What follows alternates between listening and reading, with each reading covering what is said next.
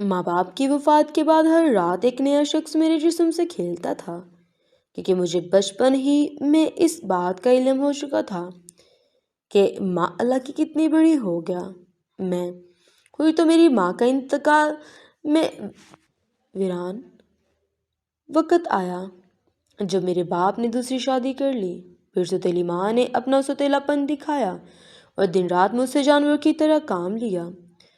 مجھے اپنے باپ پر افسوس ہوتا تھا کہ وہ کیسا شخص ہے جو اپنی اولاد سے زیادہ دوسری بیوی کا خیال رکھتا تھا۔ میری سوتیلی ماں کے سر میں ہلکا سا درد بھی ہوتا تھا، وہ اس کا سر دبانا شروع کر دیتا، مگر اسے میرا کوئی احساس ہی نہیں تھا، اور احساس ہوتا بھی تو کیوں؟ ساری زندگی تو اس نے میری ماں سے نفرت کی تھی۔ مجھ سے شفقت نہ کرنے کی وجہ یہ بھی تھی کہ میں اس کی اولاد تھی۔ ایک دن ابو کی دکان پر ڈاکوؤں نے حملہ کر دیا۔ انہوں نے لاک توڑ کر جب گلے میں سے سارے پیسے نکال لیے تو ابو نے ان کو روکنے کی کوشش کی۔ رکاوٹ بننے پر ڈاکوؤں نے میرے باپ کو گولی مار دی اور دکان میں سے پیسے اور قیمتی سامان اٹھا کر لے گئے۔ باپ کی وفات کے بعد دکان بند ہو گئی اور اب میں بالکل مکمل طور پر اپنی سوتیلی ماں کے رحم و کرم پہ تھی۔ ابا کی وفات کے کچھ دن بعد ہی کچھ اجنبی لوگوں نے ہمارے گھر پر آنا شروع کر دیا۔ وہ شکل سے ہی اوباش لگتے تھے اور مجھے عجیب عجیب نظروں سے تاڑتے تھے۔ پھر میں نے چھوٹی موٹی نوکری کی تلاش شروع کر دی۔ میں اپنے پیروں پر کھڑا ہونا چاہتی تھی۔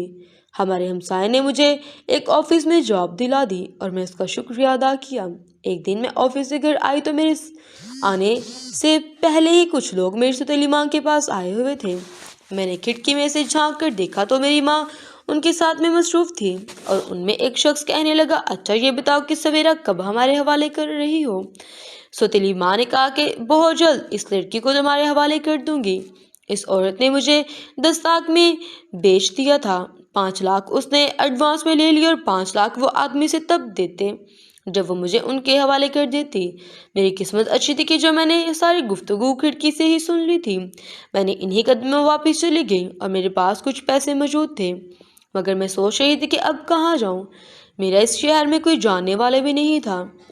میرے ذہن میں سر واجد کے علاوہ کوئی شخص نہیں آ رہا تھا۔ سر واجد ہمارے آفس کے ہیڈ تھے۔ سر نے میرے ساتھ تعاون کیا اور کچھ دن مجھے آفس میں ہی رہنے کی اجازت دے دی۔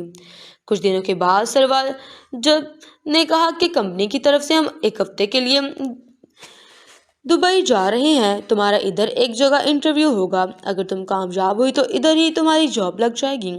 پھر میں مستقبل کے سہانے خواب اپنی آنکھوں میں سجائے دبئی روانہ ہوئی۔ سر واجد کا یہ ایک ایسا ٹرپ تھا جس کے مجھے کچھ سمجھ نہیں آ رہی تھی۔ ایک دن اس نے میرے بیگ میں کچھ نشہ آور اشیاء ڈال دی۔ پہلے تو اس نے مجھے دبئی پولیس سے گرفتار کروایا، پھر رہا کروانے کے بعد مجھ سے کہنے لگا، اب جیسا میں کہوں تجھے ویسا ہی کرنا پڑے گا ورنہ دوبارہ پولیس کے حوالے کر دوں گا۔ اس نے مجھے ایک مساج سینٹر کے حوالے کیا جہاں مختلف مرد عورتوں سے مساج کروانے آتے تھے۔ صرف یہی نہیں کہ پھر وہ مجھے مجبور کرتا کہ رات میں ایک کلب میں ڈانس کروں۔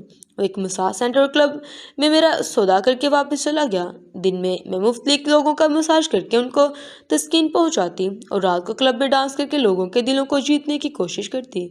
کلب میں لوگ شراب کے نشے میں ڈانس دیکھنے آتے تھے۔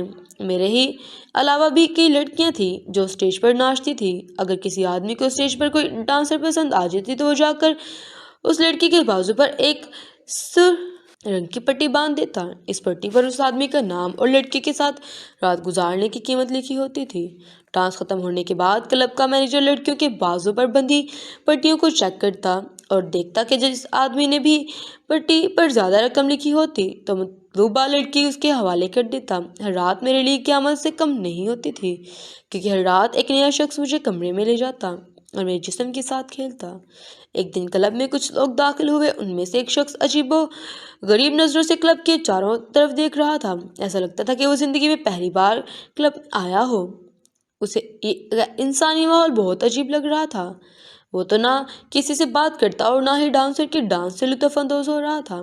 میں اس لڑکے سے نظریں بچا کر مینیجر بہت خراب ہے میں آج ادا کیا اور کہا کہ میری طبیعت مجھے ایک دن کی چھٹی دے دی۔